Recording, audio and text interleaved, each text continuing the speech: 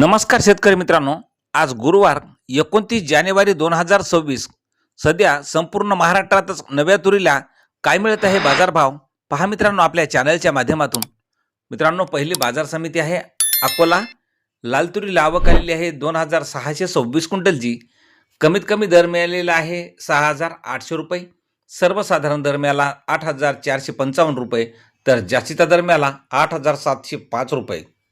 पुढील बाजार समिती आहे जळगाव मसावत. आवक आलेली आहे 15 क्विंटलची. कमीत कमी जळगावला दर मिळाला 8100 रुपये. सर्वसाधारण दर आणि जास्तीचा दर सुद्धा 8100 रुपये. पुढील बाजार समिती आहे नागपूर. लाल तुरीला आवक आलेली आहे 1385 क्विंटलची. कमीत कमी दर मिळाले आहे 7700 रुपये. सर्वसाधारण दर मिळाला 8488 रुपये, तर जास्तीचा दर मिळाला 8651 रुपये. पुढील बाजार समिती आहे अहिल्यानगर. आवक आलेली आहे 230 क्विंटलची.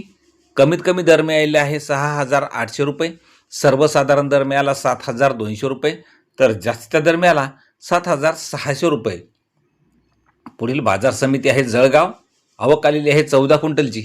कमीत कमी दर मिळाला 7210 रुपये.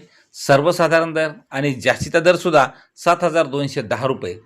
पुढील बाजार समिती शहादा. आवक आलेली आहे तुरीला 40 क्विंटलची. कमीत कमी दर मिळाला 6800 रुपये. सर्वसाधारण दर 6952 रुपये, तर जास्तीचा दर मिळाला 7421 रुपये. पुढील बाजार समिती दोंडाईचा. आवक आलेली आहे 237 क्विंटलची. कमीत कमी दर मिळाला 5200 रुपये. सर्वसाधारण दर 8400 रुपये, तर जास्तीचा दर मिळाला 8400 रुपये. पुढील बाजार समिती आहे पैठण. आवक आलेली आहे पैठणला 52 क्विंटलची. कमीत कमी दर मिळाला 7081 रुपये.